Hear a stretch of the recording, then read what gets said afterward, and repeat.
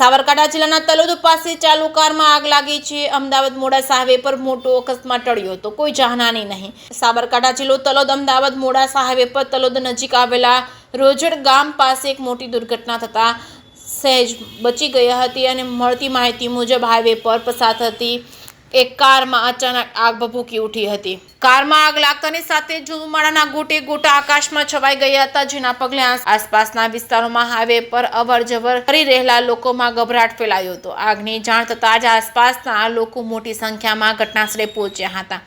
સદનસીબે સમયસર કારમાં સવાર લોકો બહાર નીકળી ગયા હતા, જેના કારણે ઘટનામાં કોઈ જાનહાની થઈ નથી। આગ એટલી વિકરાળ હતી કે કાર જોતજોતામાં બળીને ખાખ થઈ ગઈ હતી। કોઈ જાનહાની ન થતા સૌ કોઈએ રાહતનો શ્વાસ લીધો હતો। ઘટનાના પગલે હાઈવે પર ટ્રાફિક જામની પરિસ્થિતિ સર્જાઈ હતી। આગ લાગવાનું ચોક્કસ કારણ હજુ સુધી જાણી શકાયું નથી, પરંતુ પ્રાથમિક અનુમાન મુજબ શોર્ટ સર્કિટના કારણે આગ લાગી હોવાની શક્યતા છે। જે કે ગુજરાતી સાથે અશોક નાઈ, સાબરકાંઠા।